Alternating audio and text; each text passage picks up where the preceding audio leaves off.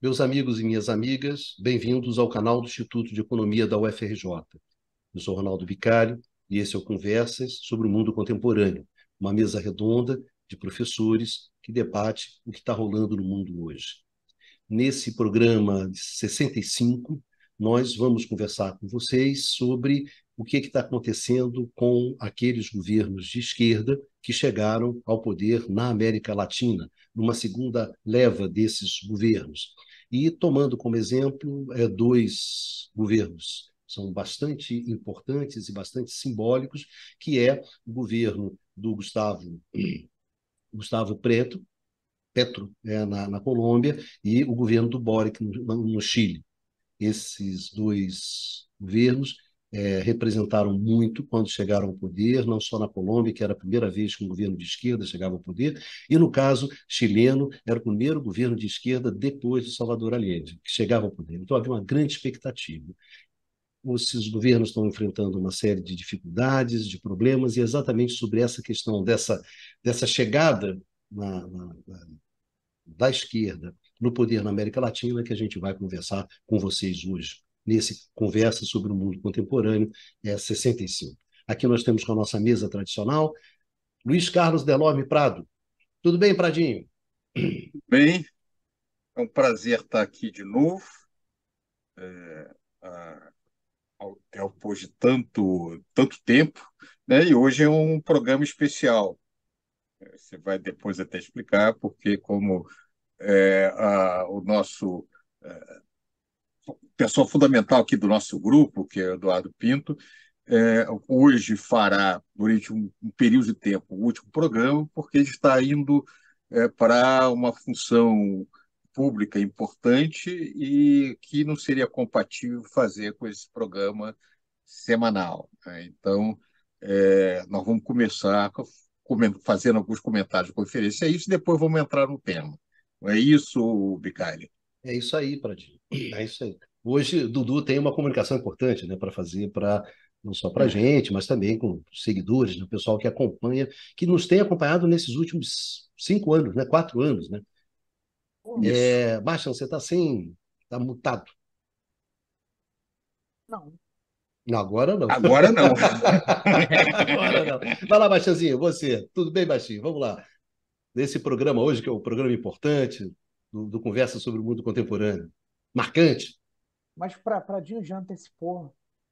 Pradinho Esse já. antecipou, né? Exatamente. Esse programa é um esculacho, O né? A gente, Pradinho não tem jeito, ele faz a isso gente direto. combina, Peraí que eu lembra, vou falar lembra? então. Exatamente, a gente combina Isso, tudo nessa olha, porra e o cara vai lá e fura. Rapaz, é isso me duro ser lembrou âncora Roma nesse Cidade programa. É Aberta. duro, duro.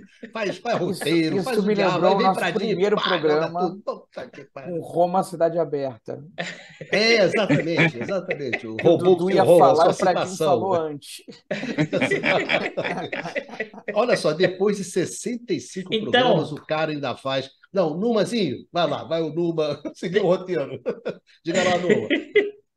Oi, Bicalho. Bom, então hoje vai ser um dia realmente É de esculhambação, né? Já emocionante, viu é? tudo. Hoje vai ser uma É, esculhambação. bom, eu não vou falar mais, né, do que isso, eu deixo É, você, é, eu e o Dudu comunicarem as é. novidades. Eduardo Costa Pinto, Vamos você que lá. tem uma comunicação importante para fazer, né? Que nós tínhamos combinado que você faria. Aí o cretino do Prado. Não tinha Não, o combinado isso, Prado, não, não, ele é aquele Bicalho. cara que sai no cinema falando que o assassino é o mordomo, cara. Ele é aquele que sai, ó, é o mordomo, é o mordomo. A galera entrando pro cinema e ele é o mordomo, o assassino é o mordomo. Meu Deus, que absurdo. Vai, Dudu, vende seu peixe. Não, Ah, vamos lá, pessoal. Na verdade, eu queria fazer um comunicado e que eu fui cedido da Universidade Federal do Rio de Janeiro, do Instituto de Economia, para a Petrobras. Então, estou iniciando um novo ciclo, né? Novo ciclo lá na Petrobras, como consultor da presidência, é, buscando avançar nas mudanças da Petrobras, naquilo que o atual presidente tem direcionado. Então, hoje, na verdade, é um programa muito marcante para mim, que é o programa de despedida. A gente está aqui há quase 3 anos nessa conversa, nesse diálogo, nessas rusgas. Eu lembro lá no início, a gente, ainda no programa, a gente ainda estava se adaptando a como fazer um programa a cinco, né? Como a gente dialogar, como ouvir o outro. Eu lembro lá no início, nos bastidores, eu ficava, não, Prado, não, Prado, não, Prado, repetindo isso incessantemente. E que, na verdade, o que eu tenho a dizer hoje é, primeiro, agradecer aos colegas que estão aqui, o Bicalho, o Numa, o Baixo, o Prado. Aprendi muito com vocês, aprendi a trocar com vocês, aprendi a divergir e a divergir de uma forma, não na divergência do indivíduo, mas a divergência do pensamento, das diferenças. Então, eu realmente aprendi a dialogar bastante com vocês, aprendi muito nas trocas que a gente fez. Esse programa a gente avançou no meio da pandemia, que era um encontro mesmo, a gente transformou o que eram nossas conversas do café nesse programa, com o objetivo de levar o conhecimento para além dos muros da faculdade. Então, assim, eu tenho muito orgulho de ter participado do Conversa, e eu não vou me despedir porque é até breve. Eu estou indo para uma nova tarefa. Nesse momento eu não sou, eu estou cedido, então eu sou funcionário da Petrobras. E mais do que isso, não tinha como, e aí que é outro ponto, né? Eu estou indo agora para o outro lado, institucional, buscando fazer as transformações que eu sempre debati aqui e no canal do Instituto. Eu queria agradecer muito. Acho que esse desafio que a gente tem feito, que é levar o conhecimento de uma forma, seja possível para quem é não economista entender o debate, é, assim, isso me orgulha muito. Isso me dá, assim, eu tenho muito orgulho de ter participado do Conversa com vocês. É, isso foi muito importante nos últimos tempos, estar junto aqui com vocês, na pandemia, nas dificuldades, nas divergências, aprender a dialogar com visões diferentes. E olha que nem eram muito diferentes assim, mas no debate acadêmico normalmente você reforça as diferenças. E a gente formou um time mesmo, eu não tenho dúvida nenhuma disso. A gente formou um time que a gente já sabia a hora que um ia falar, o outro a que a bola ia voltar, sem, sem grandes ensaios para isso. Então a gente aprendeu, inclusive, a ouvir. Eu aprendi a ouvir, que é uma coisa que falta muito hoje. Realmente, eu tenho muito orgulho de ter participado da conversa, estar nesse programa, nesse Conversa 65, e eu não vou me despedir, não, eu vou dar um até breve. Então, assim, e quando der, me convidem para aparecer. Vou aparecer quando der, eu aviso. Mas estou indo para o novo ciclo, para a nova missão. E pode dizer que vocês foram muito importantes e continuarão sendo muito importantes. E antes de qualquer coisa, é desde esse período que a gente criou, avançou, não criou, mas avançou no canal e teve esse objetivo. Vou seguir nas batalhas, nas novas formas de melhorar a sociedade brasileira, de transformar, seguindo naquele papel que continua sendo enquanto servidor público. Muito me orgulha ser um servidor público do estudo de economia, né? Que a gente conseguiu, eu acho, e ampliar, levar o conhecimento para fora. E agora, nesse novo ciclo, muito me orgulha colocar o crachá de uma empresa que foi, é e precisa retornar como fundamental para o desenvolvimento brasileiro. E antes de qualquer coisa, pessoal, muito obrigado pelo convívio. Adoro vocês demais e obrigado por tudo aí nesse período. Para vocês que estão aqui do meu lado para o Prado, para o Bicalho, para o Baixa, para o Numa, e também agradecer a vocês que nos assistiram, que nos estão assistindo hoje e continuarão assistindo esse debate com esses quatro camaradas fundamentais para entender o mundo contemporâneo e que vão trazer muito, continuar nessa batalha importante de levar o conhecimento, tá, para o conjunto maior da sociedade brasileira. É isso, pessoal. Eu fico muito emocionado de ter participado de conversas e muito obrigado por tudo. Vocês que estão aqui do meu lado, na minha telinha, baixa numa Prado Bicalho, e agradecer muito a vocês que nos assistiram ao longo desse período. Conversas realmente é um marco importante para mim, e eu tenho muito orgulho de ter participado desse projeto, e eu sei que vocês vão tocar isso muito, muito bem, muito, muita vontade, mesmo sem mim. Então, não é um encerramento, mas é um até breve, pessoal. Obrigado por tudo. Pradinho, você queria falar alguma coisa? Desculpe, você pediu a Queria, palavra. queria. Eduardo, eu acho que, olhando para trás, né, esse programa, mais de 60 programas, eu me lembro quando nós começamos isso daqui, quase, não foi uma brincadeira, mas foi uma maneira, durante a pandemia, de nós divulgarmos um pouquinho o tipo de conversa que nós fazíamos lá nos cafés do nosso campus.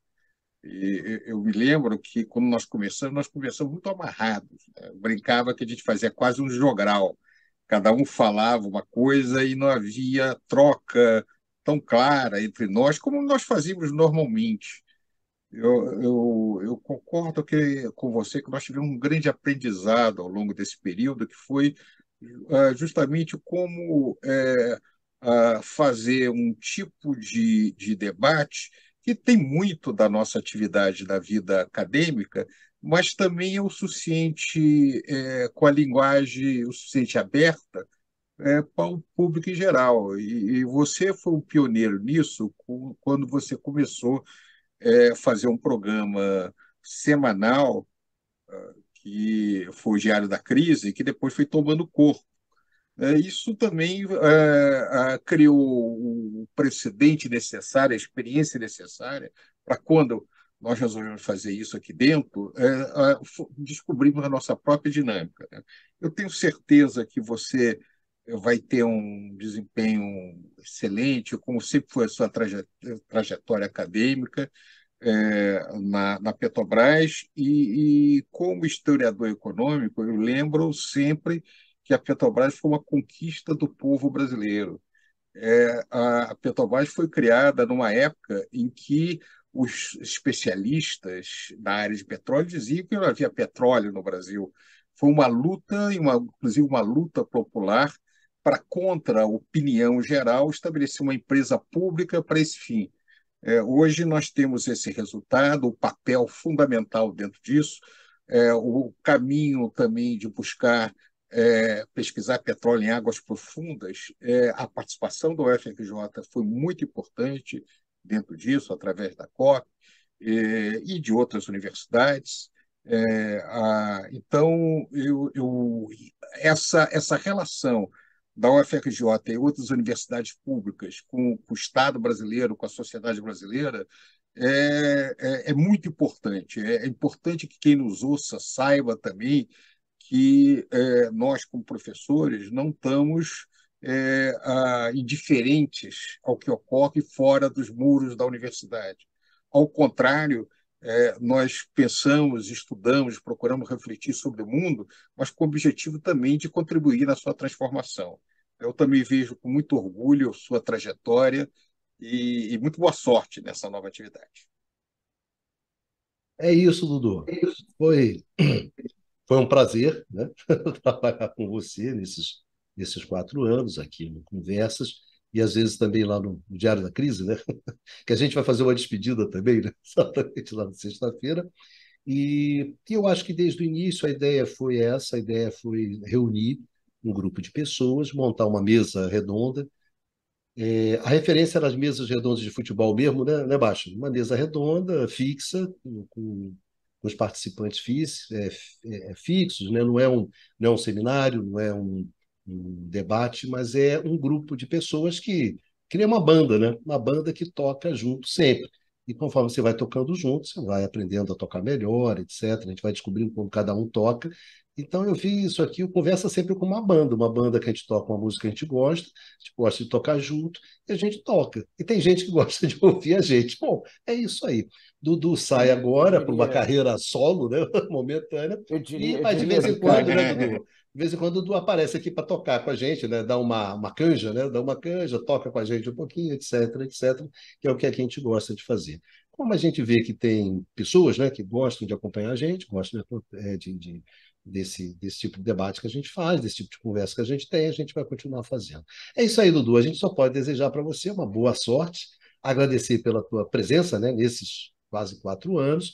Acho que a gente tentou fazer a coisa da melhor maneira possível, da maneira mais honesta possível, né? É assim que a gente continua fazendo, e com essa pretensão de que a universidade tem que sair, né, dos seus limites, dos seus muros, né, e falar e conversar com a sociedade. Eu acho que tem também um grande interesse da sociedade em ouvir a universidade.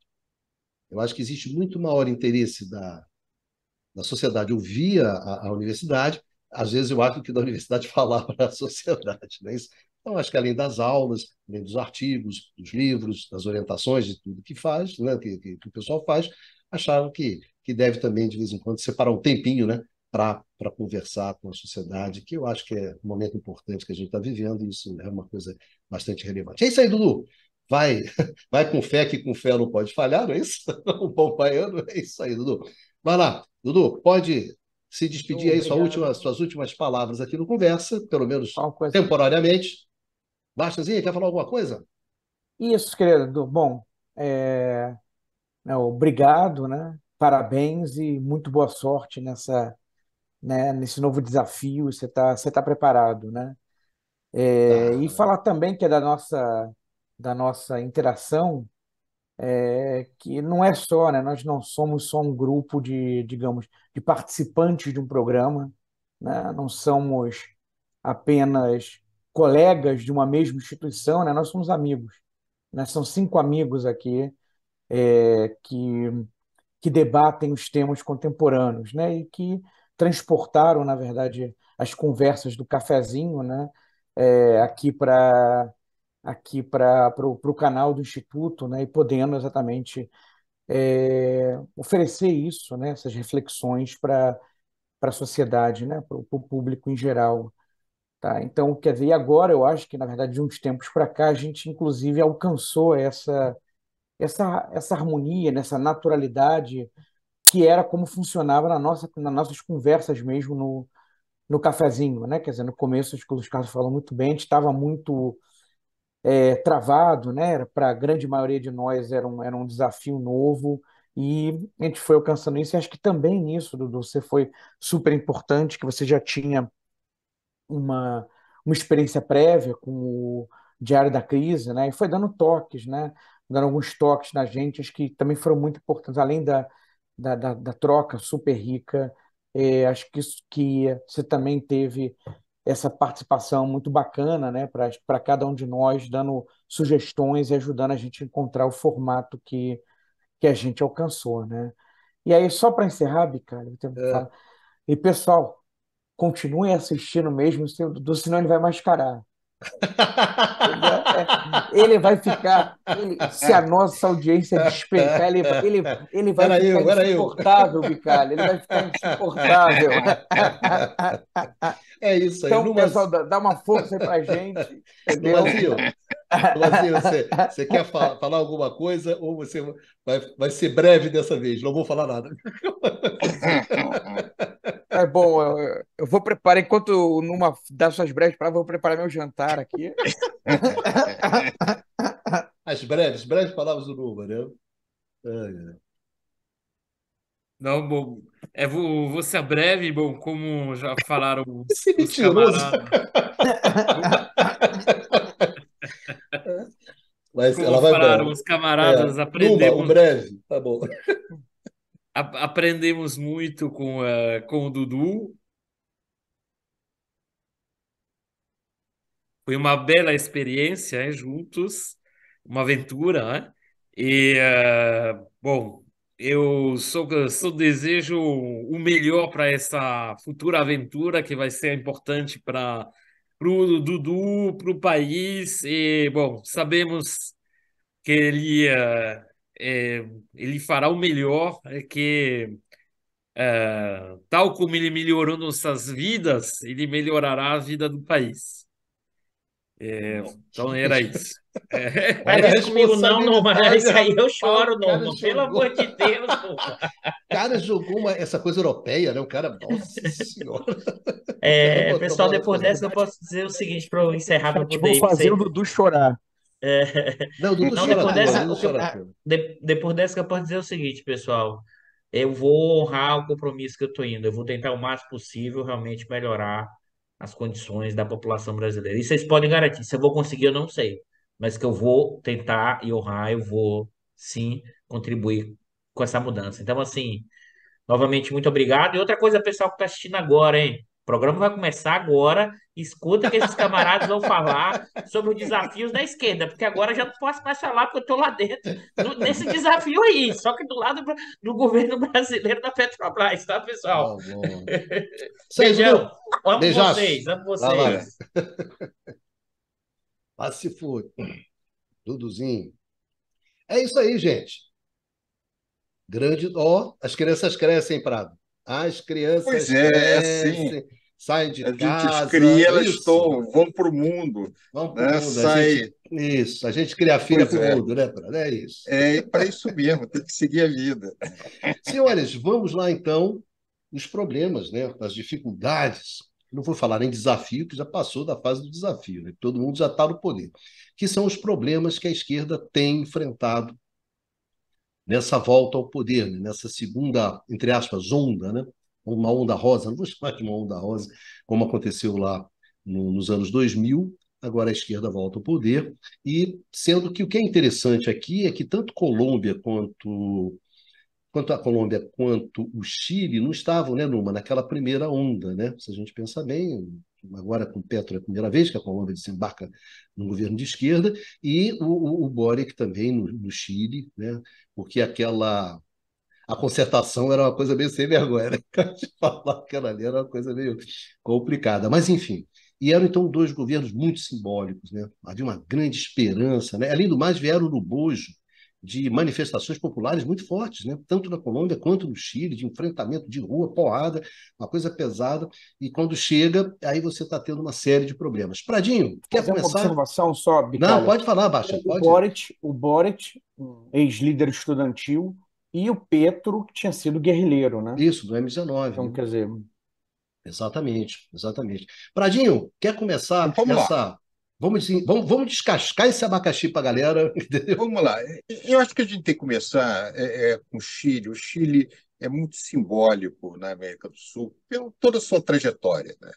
Desde o fato de que a própria palavra neoliberalismo surgiu na ditadura do Pinochet, dentro dessas condições específicas. Depois, o fim, a transição em direção à democracia.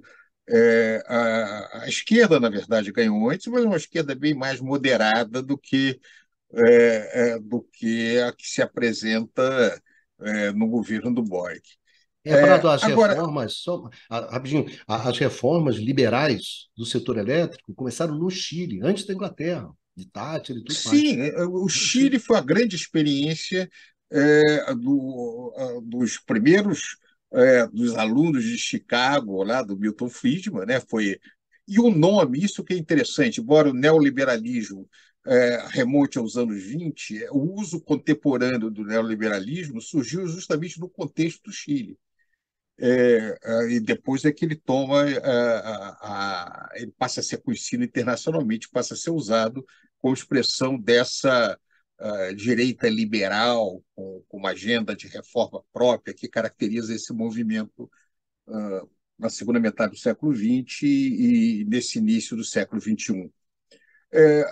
O Chile e a Colômbia, eles ambos passaram ou enfrentam um problema que é muito peculiar de toda a esquerda da região.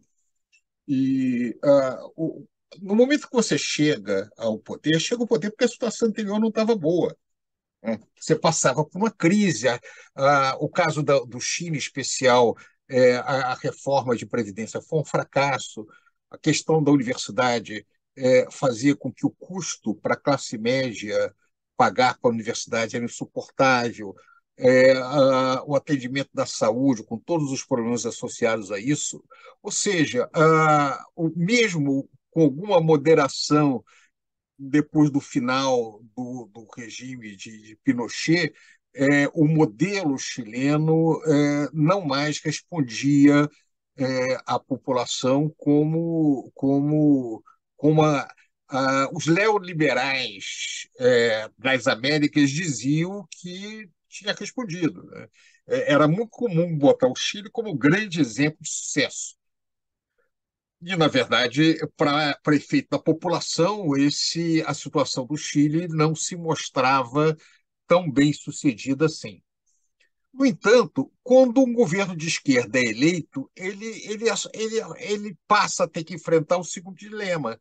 Antes de poder fazer qualquer mudança, ele tem que, dada a estrutura pré-existente, conseguir algum resultado, algum grau de estabilização, para conseguir força suficiente para ir adiante.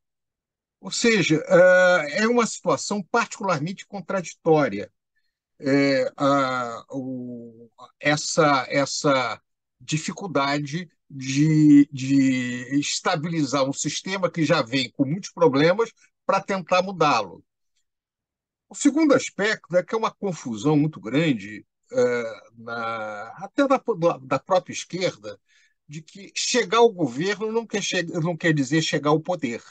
O poder tem muitas dimensões. Tem a ver obviamente, com o judiciário, tem a ver com o legislativo, tem a ver com a imprensa, com os movimentos das grandes empresas. Então, no momento em que se apresenta, é eleita uma agenda de mudanças, uma agenda progressiva, muitos desses outras fontes de poder que não compartilham da visão por mudança agem no sentido de dificultar esse processo de mudança. Então, o caso da Colômbia, se nós pegarmos o panorama desculpe, estou falando do Chile, o panorama geral da situação do Chile, o que nós encontramos? Primeiro, o crescimento esse ano será um crescimento modesto.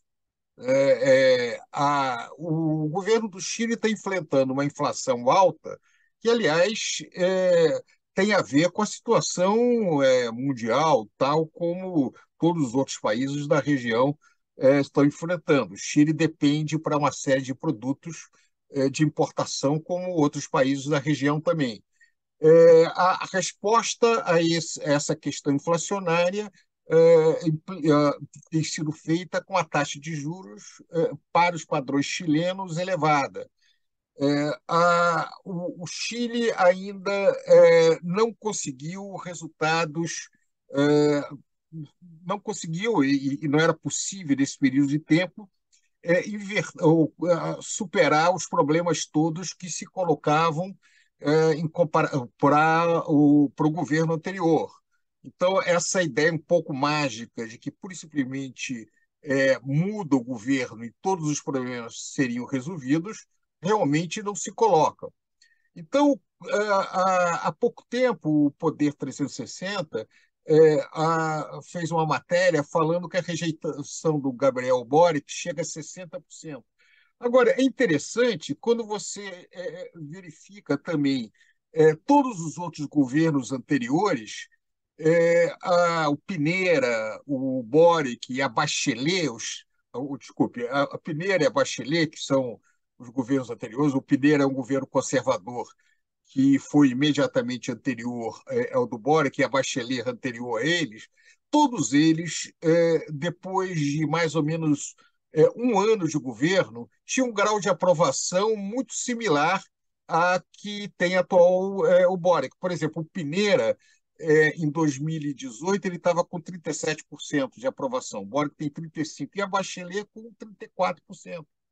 Ou seja, a expectativa que o novo governo vai resolver todos os problemas de maneira mágica realmente se não ocorre. Como a imprensa em geral está na mão dos conservadores, não dos progressistas, no caso dos conservadores, a imprensa sempre apresenta que as razões não são essas, é preciso ter paciência, fazer mais reformas, toda a desculpa que nós conhecemos nas recomendações da boa gestão macroeconômica. Agora, quando é um governo progressista de oposição, os problemas do mundo são esquecidos e todos os problemas enfrentados pelo governo são imputados à incompetência do governo de esquerda.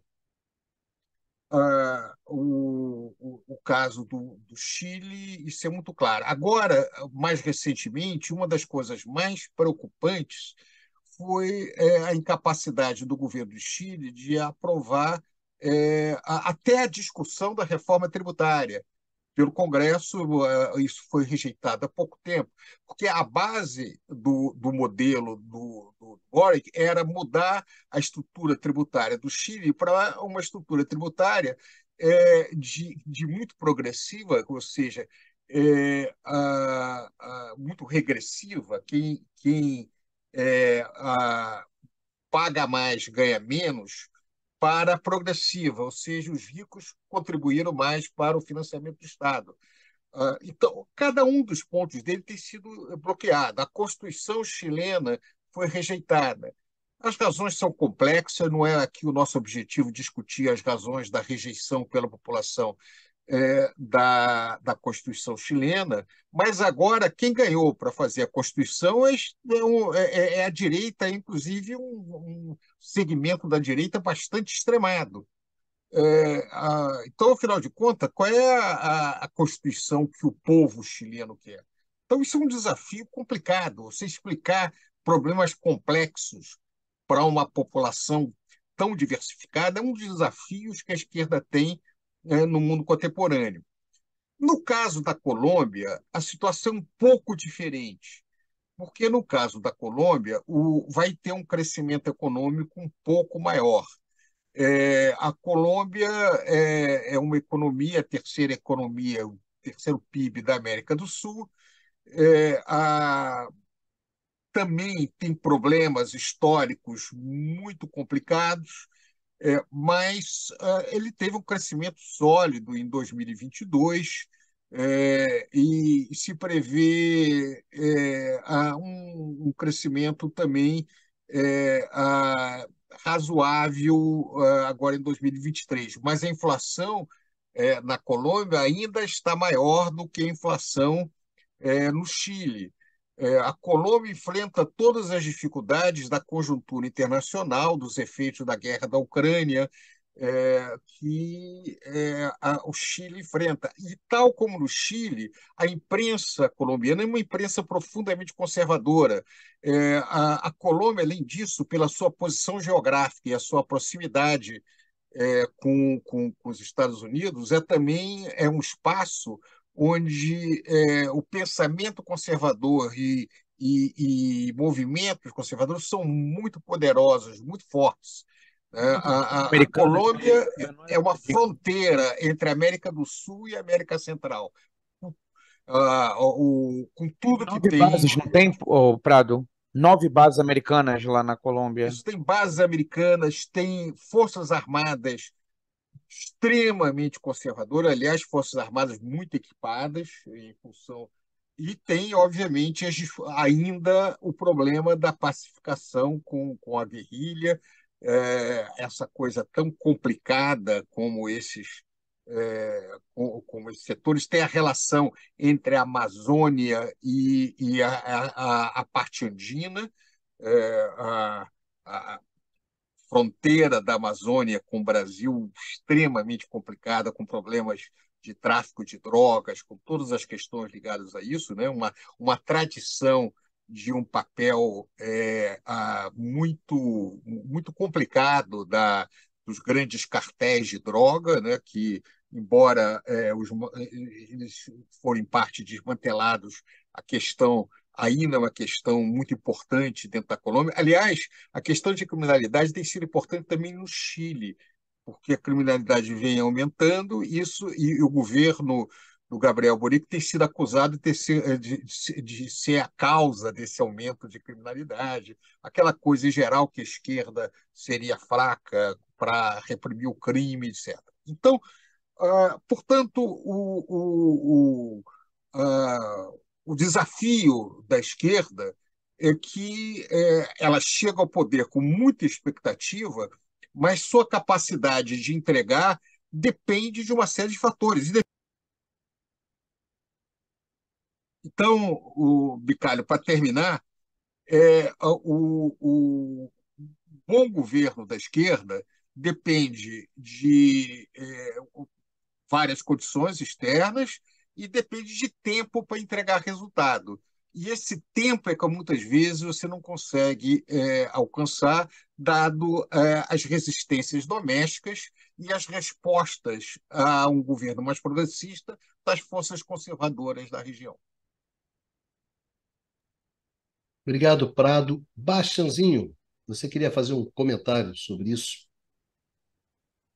colocando mais, colocando mais pimenta nesse vatapá.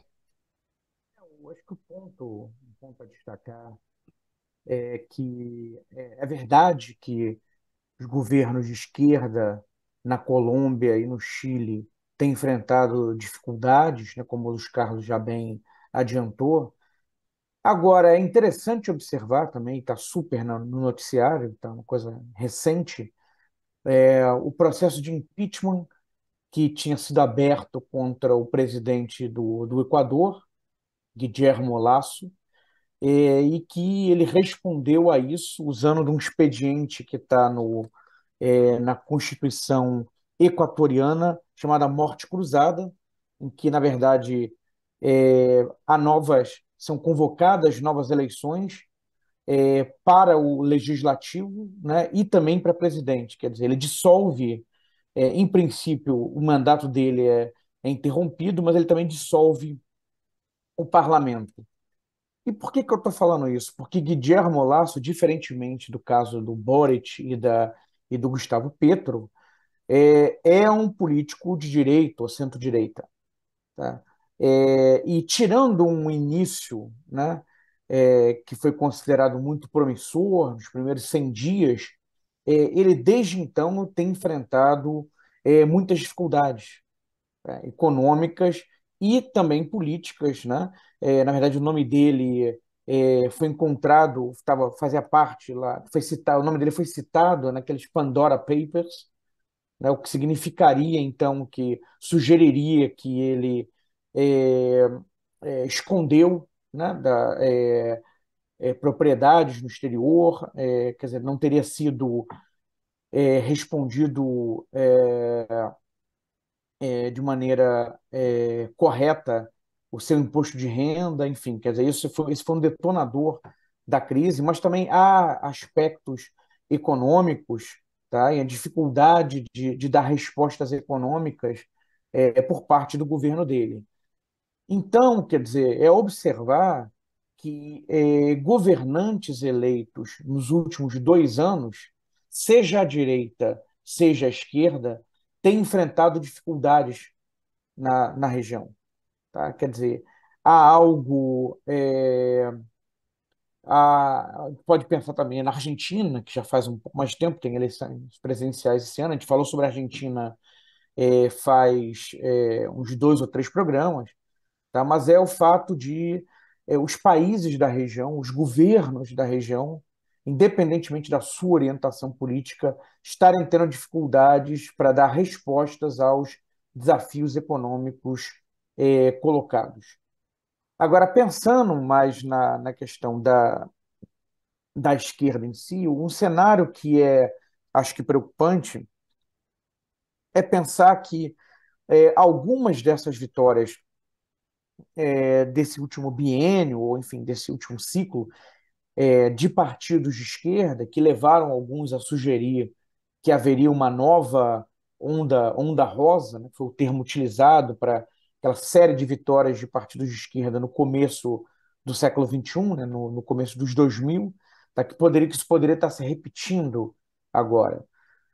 O que, na verdade, acaba se esquecendo que algumas dessas vitórias foram muito apertadas, tá? E foram conquistadas tendo do outro lado, quer dizer, derrotando por margem estreita partidos com tendências de extrema-direita. E essas lideranças de extrema-direita, que particularmente é, o Cast no Chile, que saiu fortalecido agora com essa eleição para a formação da Assembleia Constituinte, tá? Já aparece como um candidato com muito potencial de vitória nas próximas eleições presidenciais chilenas, né? Como falamos da Argentina, em que haverá eleições presidenciais agora, nesse ano de 2023, aquela figura do Milei, tá? Que entra como um candidato não desprezível, tá? Com chances eventualmente de sair vitorioso. Então, no fundo, para sintetizar, essa tal nova onda rosa, né, se é que é possível usar esse termo, talvez tenha vida muito curta, né? E pode ser sucedida por governos não só à direita, mas talvez com tendências mais à extrema-direita. Então, esse é um. Quer dizer, ainda tem muita estrada aí pela frente, mas eu acho que é um sinal amarelo, né? Um sinal de alerta em relação às tendências que estão se apresentando. Numa, eu queria te colocar a seguinte questão, tanto no caso, principalmente acho que no caso da Colômbia, do Gustavo, tem um certo movimento, também acho que vale para o Chile, queria colocar essa questão para vocês e começar com uma, que é o seguinte, você elege um discurso de esquerda, tem uma grande expectativa em relação ao que você vai fazer, né? E, no entanto, essa ideia de você caminhar para o centro, ou através das políticas que você vai adotando, ou através da construção de frente ampla, né? Que acabou gerando se eu não me engano, né, Baixa, a dissolução do Ministério do Petro, né, um mês atrás, ou dois, Sim, justamente em ele função promoveu dessas uma reforma alianças que. ministerial, usou uma reforma ministerial e substituiu, né, Isso, o ministro da Fazenda, né, que é o. que era o campo, até que você conhece, não é isso? Isso sim, trabalhei com ele. É. Exatamente. Então, é, é, o que eu ia colocar para você, Numa, é um pouco dessa dificuldade, né? Quer dizer, a esquerda está enfrentando um contexto econômico e também geopolítico completamente diferente do que foram os anos 2000, né? Lá no início. Há uma tentativa de se tentar uma questão de frente, de tentar se reunir em função da ameaça da extrema-direita. Enfim, tá complicado, né, Lula? Tá complicado esse quadro, né? Numa deu uma congelada, voltou numa. Sabe o que é isso, Baixa? É que essa internet francesa é muito ruim, sabe como é que é? Boa. Ele É, está ouvindo? não, Eu acho que ele está congelado. Vamos seguir. congelado. É, Eu queria então, vou aproveitar para falar uma coisa que me ocorreu agora, após a sua fala, Bicalho. É o seguinte, a vitória do Boric e do Petro foram muito significativas, isso. tá? Pela seguinte razão, que na verdade era um movimento saindo do centro, né, para governos verdadeiramente de esquerda. E por que eu estou dizendo isso? Quer dizer, no Chile, a vitória do Boric era a primeira vez que a esquerda, uma esquerda mais raiz, vamos dizer assim, chegava ao poder desde o Salvador Allende, exatamente o presidente que foi deposto pelo golpe militar de 1973. Isso. Tá? Porque a Concertação era centro, alguma coisa talvez para centro-esquerda, mas não era um governo de esquerda para valer, como você colocou, inclusive, na introdução. E na Colômbia, por outro lado, não tinha uma tradição Isso. partidária, institucional da esquerda, né? Não havia um partido forte de esquerda. Tá? E, na verdade, isso no contexto de uma sociedade muito conflitiva. Tá? A sociedade colombiana é muito conflitiva. Então, na verdade, o embate se dava por outras vias, né? O histórico de guerrilhas que foram muito fortes na Colômbia. Tá? Então, o Petro era a primeira vez que você tinha, então, pela a chegada ao poder de um presidente de esquerda na Colômbia, nenhum partido ali com uma agenda propriamente de esquerda. Então, essa vitória, levando em conta o histórico desses países, né, no caso do Chile depois da redemocratização, no caso da Colômbia, pensando em sentido mais amplo, aliás, é curioso, a Colômbia não tem um histórico de ditaduras militares, como outros países aqui do continente, mas era um movimento do centro para a esquerda. né? Do movimento do centro para a esquerda. Então, agora, por outro lado, quando esses governantes estão no poder, eles são compelidos a governar, ou são pressionados a governar com algo mais próximo ao centro. Centro esse, justamente que, pela sua incapacidade de dar respostas, foi derrotado eleitoralmente. E aí isso cria um impasse, né? É isso que eu ia perguntar para o Numa. Ô, Numa, a esquerda está se ferrando porque não está querendo ser esquerda, é isso? Chega no poder, aí afina? Então, Micário, bom, queria pedir desculpa pelos problemas técnicos, mas eu acho que, assim, como sempre, a gente pode, e sempre é interessante, analisar os movimentos de forma geral no espaço regional. Eu acho que o exemplo também, o caso mexicano é muito interessante, né? Com as suas especificidades, mas a gente já tem lá também um país que pela primeira vez, né, no período Isso. democrático, elegeu um Obrador. presidente de esquerda e que agora está há 5 anos no poder, ou seja, com um retrospectivo e podemos dizer assim um balanço no mínimo assim meio problemático, né? Ou seja, com aspirações de mudanças que não foram exatamente seguidas, né? De mudanças efetivas, tá? O Numa, inclusive, teve um momento em que o Obrador ele era o único governo de esquerda que você tinha na América Latina inteira, né? Isso. Sim, não, e se tratando de um país como o México, que, bom, pelo seu peso econômico, pelo seu peso demográfico, e o segundo grande polo depois do Brasil na região, tá? Então, algo extremamente significativo. Até também pelo peso histórico que representa o México no espaço latino-americano. Bom, então, eu acho que assim, uma observação que a gente pode fazer, uma observação geral, e a questão é aí que tem a ver com o que foi dito pelo Eduardo, não é? Agora só temos um Eduardo, né? Então vai facilitar as identificações. Né? Eh, e a questão da Única governabilidade. coisa boa com a saída do Dudu. Pois é, temos que vamos tentar positivar. Então, desse ponto de vista, acho que uma questão fundamental é a questão da governabilidade. Tá? Uma questão que se coloca também no caso do Brasil, tá?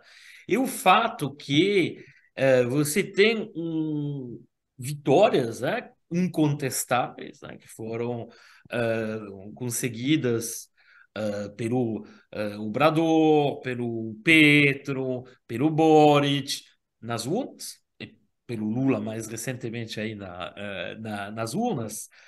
O problema é que a vitória na eleição do Poder Executivo não significa necessariamente que você tenha um apoio, uma base legislativa suficiente para governar. Tá? E, na verdade, é exatamente o que está acontecendo, tanto no caso da Colômbia, de forma extremamente clara, porque a mudança ampla no governo, no gabinete, com a saída de 7 ministros, um deles sendo o Campo, o ministro da Fazenda, ou seja, é bastante importante, mas também outros ministros saíram, foi justificada pelo Petro como sendo uma questão de sobrevivência do seu programa de mudança perante a falta de apoio do Congresso colombiano. Tá?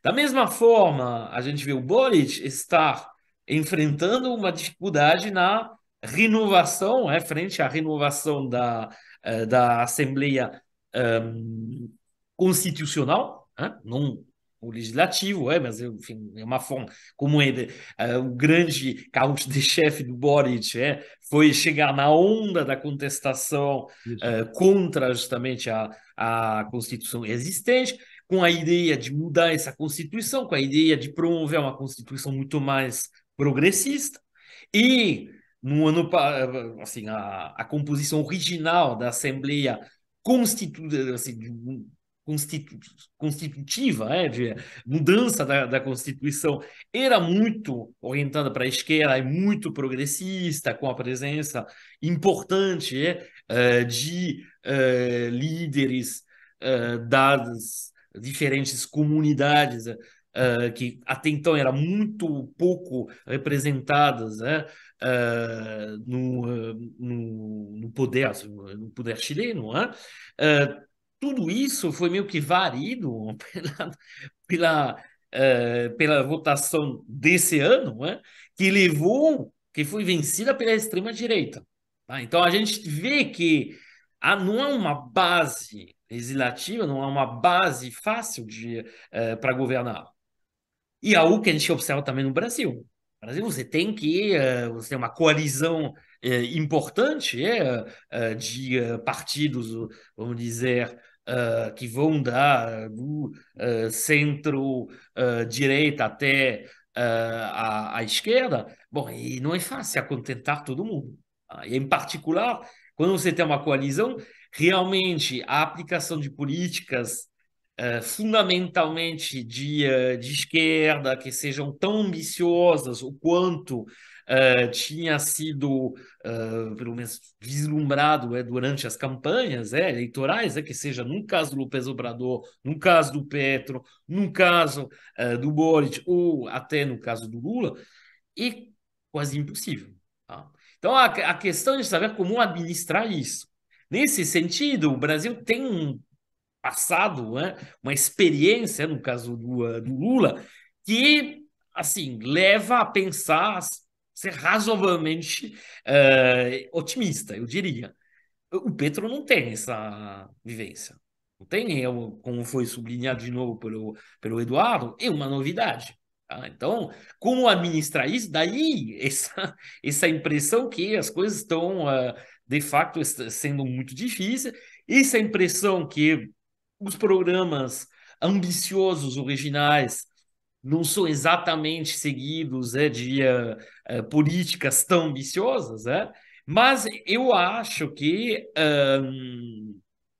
e sempre a questão é justamente sempre achar esse equilíbrio entre o que dá para fazer, considerando a composição, particularmente, dos congressos locais, e, portanto, a governabilidade que tem que ter qualquer executivo, e as aspirações à mudança. Tá? Então, tem que achar assim, sempre um trabalho de muita precisão, de muita habilidade política. E, inclusive, em muitos países onde a gente lembra dos Pink Tide, o Pink Tide é esse conjunto de governos progressistas de esquerda que tinham marcado a década de 2000, eles, na verdade, muitos deles acabaram, entre aspas, por conta de pressões externas, por conta de um conflito, obviamente, político interno, mas esse conflito sempre tem, né? Tipo, há os capitalistas, o setor empresarial, o setor financeiro, o setor do agrobusiness sempre vai ter projetos antiprogressistas, então isso faz parte das regras do jogo. A grande questão é você ter a habilidade política para se manter no poder, dentro das regras democráticas, obviamente, e isso não é algo fácil. Tá? Então, verdadeiramente, tem que. E o problema, ao mesmo tempo, é que um governo, eu acho que era um pouco o sentido da sua pergunta, Bicário, um governo que não entrega aquilo pelo qual foi eleito, em termos, no caso de um governo de esquerda, em termos de melhoria dos serviços públicos, de melhoria do sistema social, particularmente a nível das do sistema tanto de acesso à saúde quanto de previdência, assim, das transferências sociais de forma geral, que não também vai levar adiante um projeto de afirmação nacional, no sentido de você defender os interesses do país, do ponto de vista econômico, mas também geopolítico. Então, um país que, um governo, portanto, de esquerda, eleito com essa base, mas que não entrega, o que entrega muito pouco, realmente vai enfrentar o risco de uma impopularidade que vai da qual vai se aproveitar, obviamente, a oposição, então os partidos, né, conservadores. Tá? Bom, esse pêndulo que a gente observa em muitos países da América Latina, né, com a oscilação entre governos de esquerda e de direita, vem disso. E, na verdade, a originalidade, bom, nos países, obviamente, que tiveram governos de esquerda na década de 2000, a originalidade da década de 2000 foi um período relativamente longo, que durou a presença no poder de partidos de esquerda, de governos de esquerda, porque justamente esses governos entregaram algo. Talvez não fosse a altura do que se imaginava, se esperava, mas a população, uh, a população assim, se sentiu contemplada. Tá? Então, Houve o boom das commodities nessa década também. sim, então, E, e vou justamente chegar a isso. É interessante ver. desculpe, então. Não, imagina, Eduardo, foi ótima a sua colocação, porque uma das características foi o tal de, nesse período, na América Latina, foi o tal de nacionalismo dos recursos naturais. Tá? Algo que observamos seja uma apropriação, ou direta através de nacionalização, ou indireta através de uma intervenção maior do Estado, que seja em termos de cobrança de royalties, que seja em termos de regulação dos setores exportadores de matérias-primas, e particularmente, obviamente, mais fácil, mais onde tem os ganhos mais vultosos, do setor, obviamente, exportador de minerais, mas não só, também a gente observa isso na parte de bens agrícolas. E o que a gente vê foi que justamente essa bonança, essa explosão dos preços, esse aumento muito grande dos preços internacionais das matérias-primas, das commodities, permitiu que os governos ao mesmo tempo em que não quebravam, vamos dizer, as regras, por exemplo, de uma certa ortodoxia fiscal, que em muitos países, inclusive, entrou no sistema legislativo, virou uma obrigação dos governos, e num respeito, levando a riscos potenciais, até de termos de manutenção do governo. Então, o fato de você ter essa bonança, essa explosão dos preços internacionais das matérias-primas, permitiu justamente que você melhorasse a posição externa dos países. A gente observou que em 2000, depois da grande crise financeira de 2008, 2009, nenhum país da América Latina enfrentou uma crise de balanço de pagamento. Primeira vez na história, né? Falando sob controle dos nossos dois historiadores econômicos da América Latina, que são o Luiz Carlos e o Eduardo, né? É algo inédito, né? E, da mesma forma, isso permitiu também ajudar a financiar melhorias em termos de infraestrutura, em termos de acesso a determinados bens públicos, projetos também de, assim, mesmo modestos, de política industrial, porque você conseguindo essas divisas, esses dólares, você conseguia comprar máquinas, equipamentos, justamente até para melhorar a própria estrutura produtiva dos países. Tá? Bom, isso obviamente não é a parte mais exitosa, né? Acho que é a parte mais. Isso pode ser. Teve projetos, né, mas nem todos foram bem sucedidos. A parte mais exitosa foi a parte social. A parte social, a parte de distribuição, a parte de melhoria de padrão de vida, né? A tal ponto que, nesses países que tiveram governos de esquerda na década de 2000, aconteceu algo que, bom, é o normal da Ásia hoje, mas que a gente já comentou em várias oportunidades, quando a gente falou, por exemplo, da China, e que nesse período ninguém, a cada ano que passava, não se encontrava numa posição melhor do que o ano passado, do que o ano anterior. Tá?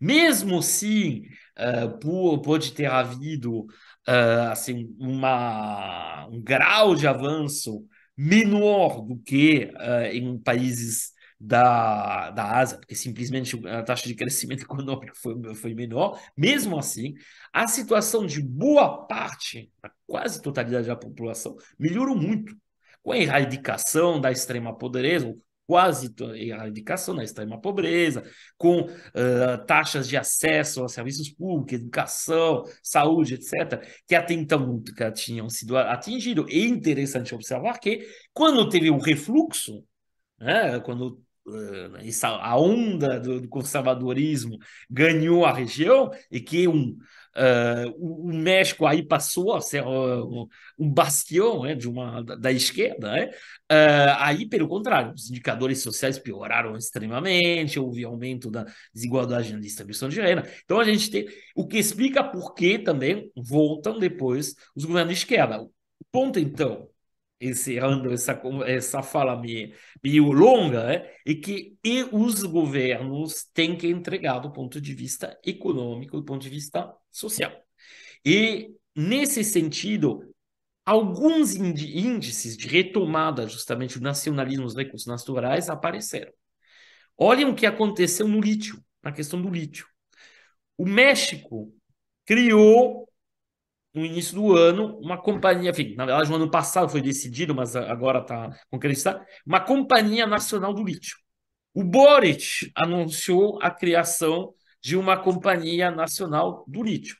No Brasil, você tem movimentações assim que podem levar a isso. Ou seja, você tem a ideia, se tem até uma discussões sobre a criação de uma espécie de OPEP do lítio, algo parecido. No caso do cobre está aparecendo, bom, no Chile, por exemplo, o Boric tem tentado puxar um programa de investimento da empresa estatal chilena de produção de cobre mais ambicioso, porque simplesmente assim, uma tonelada de cobre recolhida e tratada, entre aspas, pela empresa estatal, assim, rende para o Estado chileno 3 vezes mais do que uma tonelada produzida e explorada, por uma empresa estrangeira que pagaria royalties, uma empresa privada estrangeira que pagaria royalties. E muito simples. Tá? E como ainda por cima você tem o cobalto, você tem o níquel, que são, como se diz, matérias-primas, metais, minerais essenciais para essa revolução verde, essa indústria verde, que seja na produção de bateria, na produção de painéis solares, a priori tem um contexto bastante favorável para um boom de commodities que são commodities latino-americanas. Ou seja, pode não ser que você tenha um boom geral de commodities tão espetacular quanto na década de 2000, para todas as matérias-primas, mas essas matérias-primas em particular, elas correspondem a uma demanda que está realmente explodindo por conta até das mudanças regulamentares, nos países centrais, particularmente na Europa, mas também nos Estados Unidos, onde a gente vê que há essa demanda enorme de níquel, de cobre, de lítio. Tá? Então, bom, vou deixar a palavra para os camaradas, para não monopolizar. Pradinho, antes de dar a palavra para você, eu gostaria só de colocar uma questão para vocês, para você também, Prado, que era o seguinte: ali no início dos anos 2000, você tinha um contexto geopolítico internacional, no qual os Estados Unidos estava muito envolvido na guerra do terror e tudo mais, e você houve, digamos assim, um afrouxamento no que diz respeito à América Latina, tá certo? Então, isso sempre é uma das questões apontadas pelos analistas, porque os Estados Unidos estava num outro jogo, né? Marcando um outro jogador, né, Pradinho? Né, o Baixozinho? E que agora, na verdade, com essa questão do enfrentamento mais duro com a China, as questões envolvendo a Rússia, quer dizer, você tem um contexto geopolítico muito mais estreito, né? Muito mais pressionado, muito mais apertado do que você teve naquela época, né? Isso tem influência, Prado? Eu acho que tem sim, Bicalho, mas eu queria pegar um ponto do Numa e fazer até uma ponte que você levantou. É, o, o ponto que eu comecei aqui a falar dos riscos de um governo de esquerda, das dificuldades que o governo de esquerda entra, quem tratou isso num artigo muito interessante, um artigo curto, mas um artigo acadêmico, foi José Luiz Fiore, que é um professor importante, professor emérito aqui do Instituto de Economia, que ele chama duplo paradoxo. Eu, para mudar a política econômica, eu tenho que estabilizar a política econômica uma vez que eu chego ao poder. O que o Numa colocou é que isso aconteceu no início do século XXI pelas essas condições todas que nós falamos, que o Baixo apontou, tinha um boom de commodities, que você falou, os Estados Unidos não estavam muito preocupados com a região, ou seja, você tinha um espaço razoavelmente favorável. Muitos desses elementos desapareceram agora. Nós temos um momento em que a extrema-direita não é nem um neoliberalismo, na verdade, é a extrema-direita muito ativa, com pontes internacionais. Existe contradição em termos, uma internacional da extrema-direita, nós já discutimos isso aqui, que não dá quartel para o avanço da esquerda. Nós temos o governo americano preocupado com as consequências de uma política muito independente da região. Por exemplo, o Boric ele não fez política de restrição à Rússia, tal como o Brasil. A política externa da Colômbia, que sempre foi aliada com os Estados Unidos, agora tem acompanhado a posição brasileira e argentina de seguir numa posição da guerra de que nós não vamos fazer nenhuma espécie de retaliação para a Rússia e nem vamos dar armamentos. Paradinha, Né? você está falando, Paradinha, você está falando do Boris, do Chile, ou está falando do Petro, da Desculpe, Colômbia? eu estou falando da Colômbia. Eu estou falando do Petro. Eu Tá? fiz uma. Mas o ponto aqui, no caso da Colômbia, voltando à situação, a Colômbia, que sempre foi aliada dos Estados Unidos em política externa, deixou de se aliar nessa circunstância. A Colômbia, aliás, o Chile também tem uma direita muito forte, extrema-direita forte, mas no caso da Colômbia, ela tem fortes vinculações, inclusive com a questão da guerrilha de extrema-direita, né? O que nós chamamos aqui no Brasil de milícia, isso se inicia na América do Sul, na verdade, na Colômbia. Tinha lá uns grupos de extrema-direita lutando contra a guerrilha de extrema esquerda, aquela guerrilha meio confusa que havia dentro do Chile. Você vê, dentro desses dilemas, a questão, por exemplo, do afastamento do Ocampo, que é um ministro da Fazenda, que nós aqui do Instituto de Economia conhecemos bem. Ele foi secretário executivo da CEPAL, que é um órgão das Nações Unidas muito importante para nós aqui no Instituto de Economia. Ele é sob o ponto de vista, ele tem muitos elementos do desenvolvimentismo, mas sob o ponto de vista de gestão de política econômica, ele pode ser classificado como um centro-esquerda. Ele é um pós-keynesiano que tem preocupações de manter uma boa relação com a estrutura tradicional de mercado. quando as demandas de avançar mais no campo da política econômica, que no qual no caso lá é, do governo da Colômbia encontra com a visão um pouco mais cautelosa do campo, a coisa não vai adiante. Então, o Gustavo Petro acaba por afastar ele e outra figura também importante, que foi a ministra da Agricultura, que também tem um percurso, que é a Cecília Lopes, que tem um percurso muito parecido com o campo, embora não seja tão conhecida internacionalmente. Ou seja, a situação mais difícil internacional, as condições mais apertadas e as pressões internas dificultam levar adiante uma política consistente. O que eu estou falando, Bicário, na sua linha, é que é muito mais difícil um governo de esquerda agora, ou seja, na terceira década do século XXI, do que foi na primeira década do século XXI. As condições são diferentes, né? Não é à toa que o Lula está encontrando dificuldades maiores agora no Brasil, como a situação do Chile não é fácil, a situação na Colômbia não é fácil, e como disse muito bem o Baixa, nem para a direita. Na verdade, muitos governos de direita da região também têm contra dificuldade. A inflação está muito mais alta, as margens de manobra são mais restritas, a conjuntura internacional está hostil, e dentro disso, quem está na direção, quem está na frente, paga a conta. A situação tá tão difícil que você vê que, por exemplo, um governo como o do Pedro Castilho, né, no Peru, que a gente fez até um programa aqui quando ele ganhou as eleições no Peru, você não conseguiu nem dar para saída, né, concretamente, né? Você nem chegou a jogar.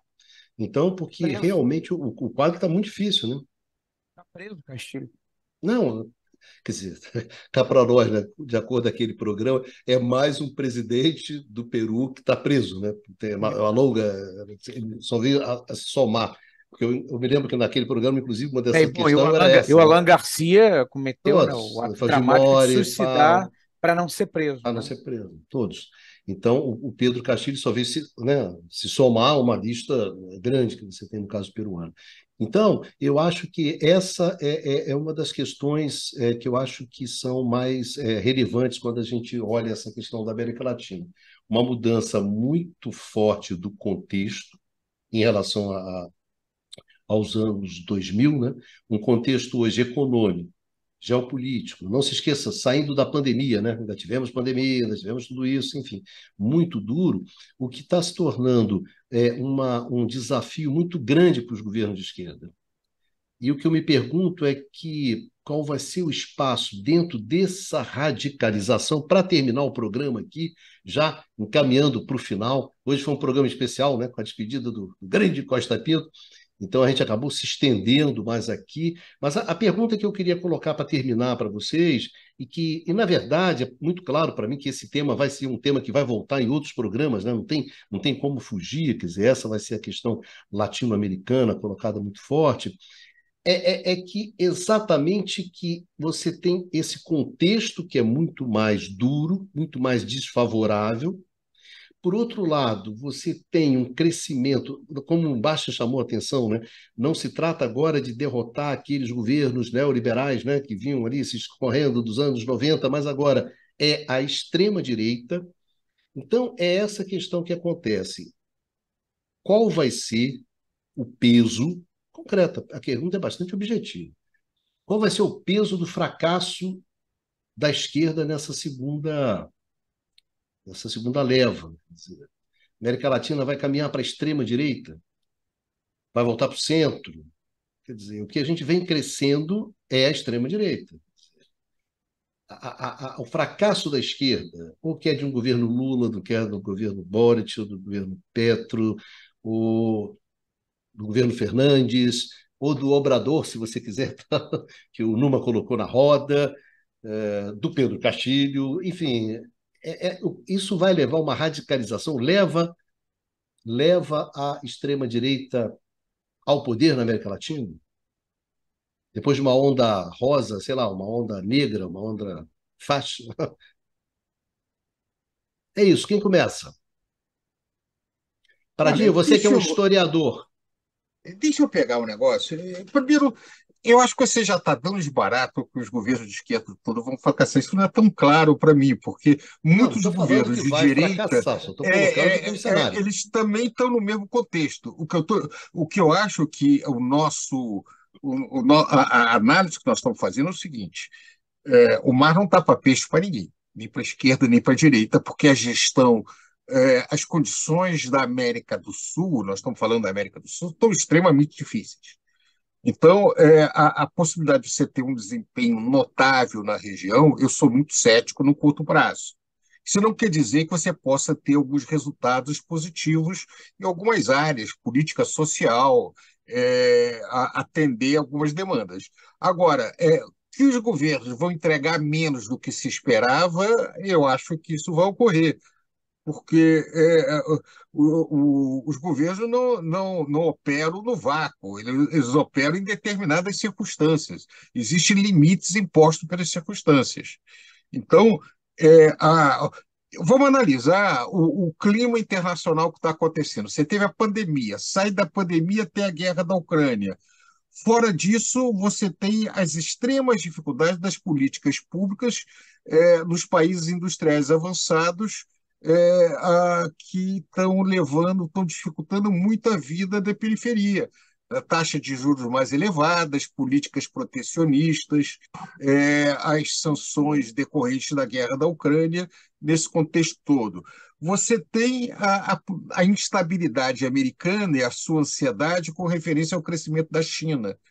Então, o crescimento da China vem fazendo com que os Estados Unidos tenham uma série de medidas um pouco imprevisíveis, ou um pouco desconexas para responder questões de curto prazo. E, finalmente, você tem o avanço da extrema-direita, que não é trivial no mundo todo, dentro desse cenário. Então, esta é a realidade objetiva. Essa é a realidade objetiva. É, a extrema-direita ela tem um problema. Enquanto ela conseguir governar com um discurso sem olhar muito a economia, quer dizer, tentando a mobilização pelo lado do nacionalismo extremo, pelo lado das mobilizações, ela pode conseguir manter algum tipo de apoio. Mas, ao final, a economia é fundamental. Você entregar alguma coisa é fundamental. Isso é verdade na região. Aqui nós tivemos uma experiência no Brasil, no caso do governo anterior, que não entregou, não adianta. Pode fazer o discurso que quiser, pode movimentar grupos religiosos, né, mas, ao final, não consegue manter a sua base. Então, este é um dilema. Esse é um dilema. Agora, eu entendo que o desafio dos governos de esquerda da região é construir um discurso que seja adequado para o momento que está fazendo e escolher onde vai investir, que necessariamente entregar alguma coisa na parte social. O crescimento não vai ser um crescimento asiático, isso nós não vamos conseguir, vai ser modesto. O dilema é importante controlar a inflação, mas sem também fazer uma política fiscal extremamente ortodoxa, então é uma das questões que se colocam aí.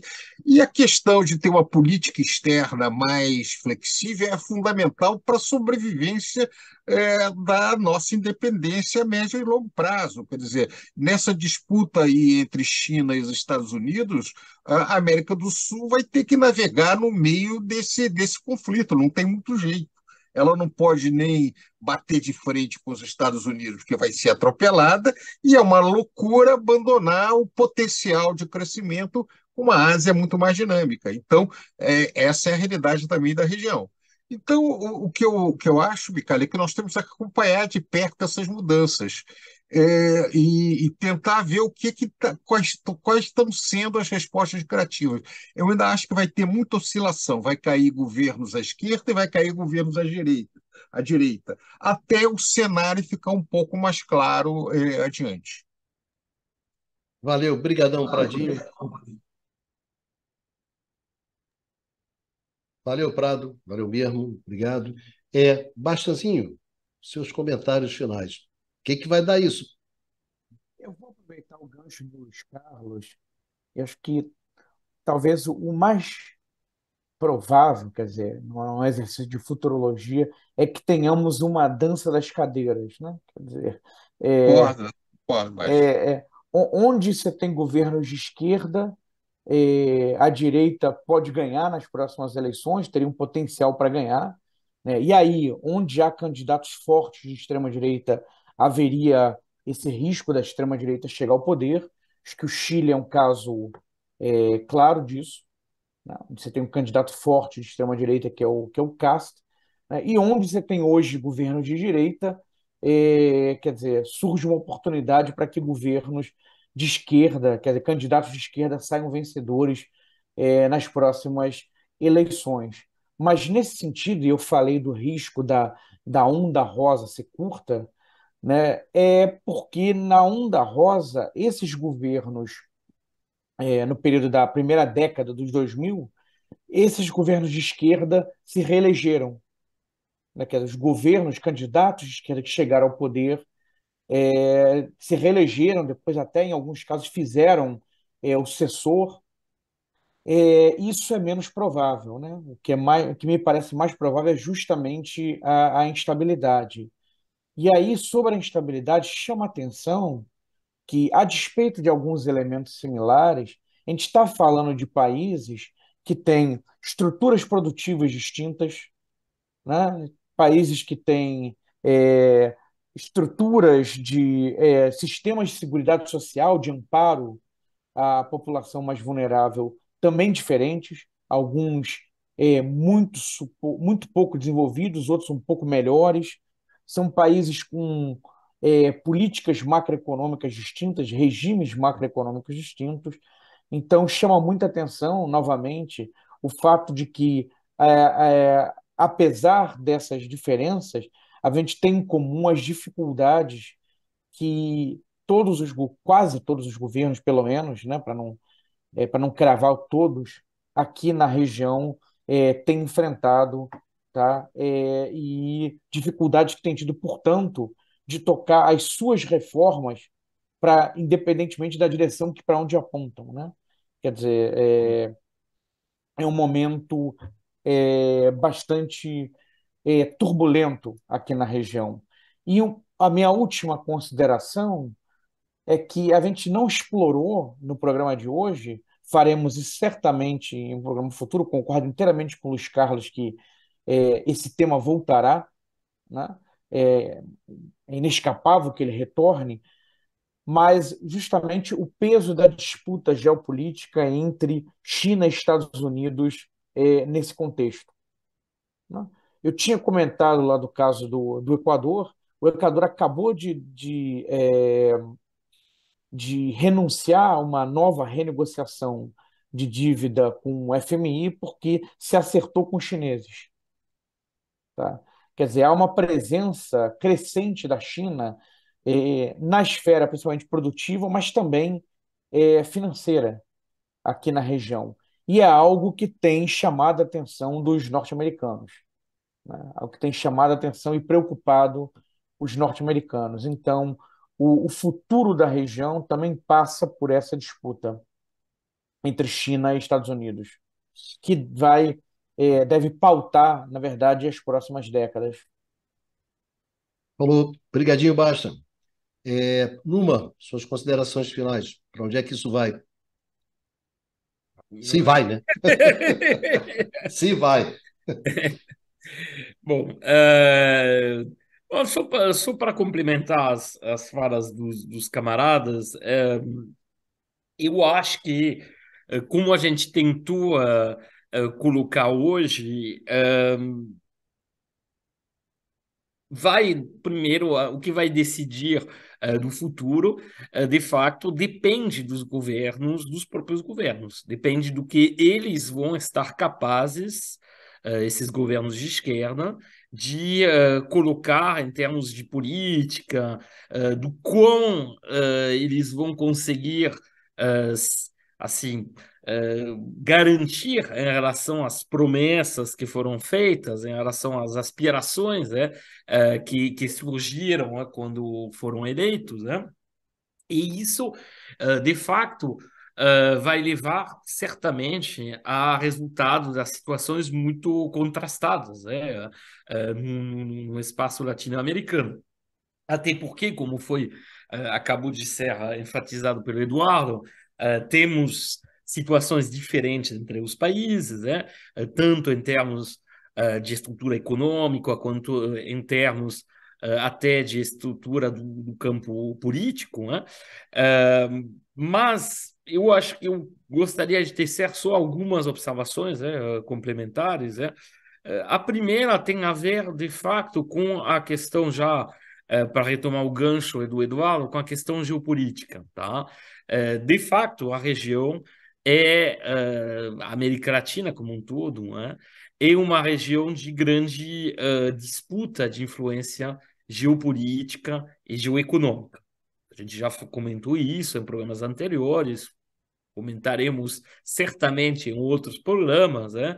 Mas a habilidade dos países da região em jogar justamente entre esses dois, vamos dizer, grandes polos, né, que se constituíram, né, com de um lado o polo ocidental dominado pelos Estados Unidos, depois o polo oriental dominado pela China, dessa habilidade.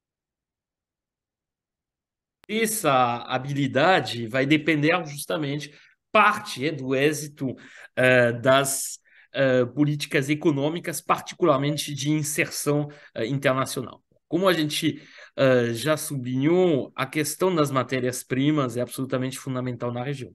Tá? As divisas que trazem as exportações de matérias-primas podem ser utilizados, no âmbito desse nacionalismo dos recursos naturais que comentamos para justamente financiar projetos, tanto em termos sociais quanto em termos de mudança produtiva, tá? Os governos de esquerda, os governos mais progressistas, têm uma vantagem na questão das políticas ambientais, que hoje em dia são fundamentais, particularmente se a gente for olhar na questão do comércio com a União Europeia, por exemplo, mas até com os Estados Unidos, tem condicionamentos ambientais, bom, que já do lado chinês não são muito enfatizados por enquanto, mas as coisas podem mudar também, né? Desse ponto de vista, tem uma contradição fundamental que é a seguinte: a gente tem uma participação cada vez maior da China e dos países quer dizer, do sul global, para usar uma expressão na moda, na corrente comercial dos países da América Latina, tá? E particularmente como receptáculos das exportações latino-americanas de matérias-primas, tá? Isso é bom. Essa presença ela avançou também em setores estratégicos, que são setores de infraestrutura. Bom, o Bicalho, por exemplo, conhece muito bem, né, o setor elétrico e pode testemunhar que a presença chinesa é uma crescente, uma realidade nesse setor elétrico em todo o continente. Tá? Então, a gente tem esse avanço econômico, né, e comercial chinês.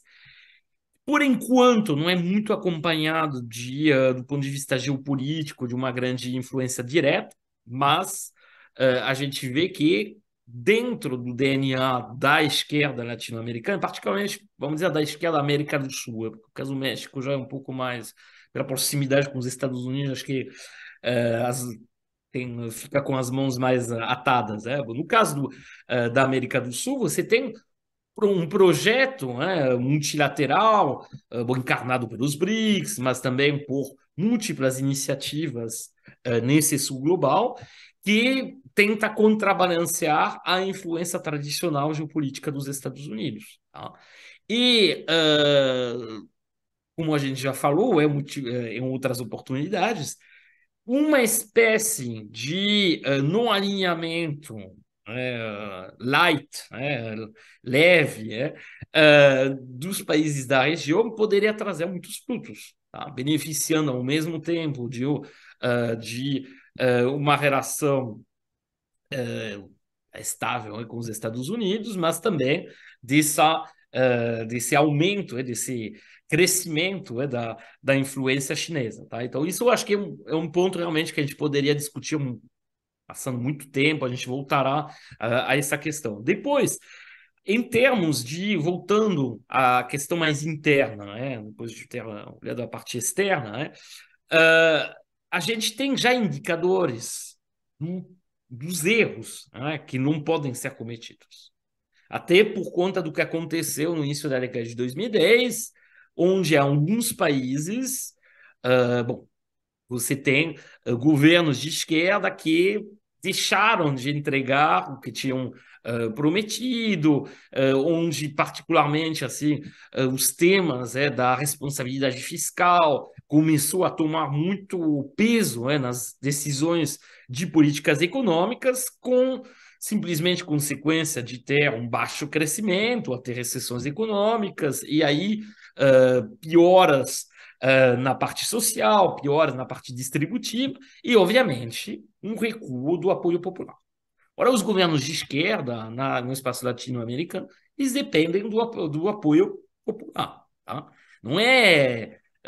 bom, a gente já teve múltiplos exemplos. Se pode tratar bem os capitalistas, eles não vão devolver isso com apoio, pelo contrário. Na primeira oportunidade que tiverem, vão apoiar governos ou movimentos de direita e, bom, se for conveniente, se tiver um apelo popular maior, até de extrema-direita. Então, você tem que entregar do ponto de vista de crescimento econômico, do ponto de vista social, do ponto de vista do fornecimento de bens públicos. Nesse sentido, um exemplo do que não é para fazer é oferecido justamente pelo Chile, que foi muito comentado hoje. O Chile, no ano passado, o governo chileno promoveu um encolhimento do gasto público. Tá? Em termos reais, o gasto público no Chile caiu de mais de 20% no ano passado. Tá? Em nome de uma responsabilidade fiscal, em nome de ter até um superávit primário, assim, para o Boric, de uma certa forma, comprar, entre aspas, uma legitimidade em relação aos mercados, em relação ao setor empresarial. Bom, esse erro foi já pago. Já se manifestou com a derrota na questão da renovação, assim, da Assembleia assim, encarregada de mudar a Constituição, e com essa vitória da extrema-direita. Tá? Por quê? Porque o ano passado já o Chile teve um crescimento pífio de 2,2%, e a projeção para esse ano é de uma recessão. Aí, bom, dependendo, bom, mas os últimos dados que eu vi que saíram na CEPAL no final de abril apontam para uma recessão de 0,9% da economia chilena esse ano. E seria a única economia latino-americana que apresentaria uma recessão esse ano. Tá? Então, esse caminho é um erro. É óbvio que, tudo bem, como a gente falou, você tem que administrar essa questão da governabilidade, bom, você nem pode, os governos de esquerda não podem fazer tudo o que eles querem, no sentido em que, bom, tem sempre uma negociação, mas também não podem abdicar de tudo. Tá? Então, e nesse sentido, só ficar numa espécie de retórica que não seria acompanhada na prática por crescimento econômico, por mudanças econômicas, assim, no sentido de aumento da presença do Estado, das transferências, etc. Tá? E aí, no caso chileno, veremos o que vai acontecer, mas certamente, nesse sentido, eu acho que o Petro está tentando evitar isso quando ele mandou embora, em particular, o Campo. O Campo, o ministro encarnava, de uma certa forma, essa responsabilidade, particularmente em termos fiscal, né? Então, eu acho que, talvez do ponto de vista político, haja, por parte do Petro, um pouco mais de clareza, né, do que por parte do Boric. Nesse sentido, e aí eu concluirei com isso, é interessante observar que o Boric não é só uma questão de idade. O Boric não tem um substrato político, uma formação até do ponto de vista de visão do mundo, de visão do funcionamento da sociedade que é muito estruturado. Né? Ele não tem uma esquerda, vamos dizer, não muito que não tem uma visão muito clara do ponto de vista da economia, do funcionamento da economia. Tá? E a economia, nesse sentido, as questões econômicas, como elas levam às questões sociais, são absolutamente fundamentais. Tá? Então, veremos o que vai acontecer no caso chileno, né? Pode haver uma mudança de rumo, mas certamente isso é um erro a não ser cometido pelos outros países. Acho que pelo menos o Pedro tem essa consciência, veremos o que acontecerá. Valeu, valeu, Numa. É aquela história, né, Numa? Quer dizer, o jogo é difícil, mas a gente está no jogo, né? Então, quer dizer, o que vai acontecer depende do que esses governos vão fazer. Isso vale para o Chile, vale para a Colômbia, vale para o Brasil, vale para todo mundo. Quer dizer, nós não estávamos no jogo. Agora voltamos ao jogo. E aí o jogo é duro, mas eu acho sempre bom lembrar, como o Prado também chamou atenção, nós estamos no jogo. Nós estamos jogando, as coisas estão acontecendo e muito do que vai acontecer, do que vai ocorrer, depende daquilo que a gente vai fazer. Né? Então, não é desanimador, é só um jogo duro, só um jogo duro que a gente tem que jogar. E eu acho que o que a função da gente aqui nesse programa, eu concordo com o Bastian também, foi justamente chamar a atenção sobre a dureza desse jogo.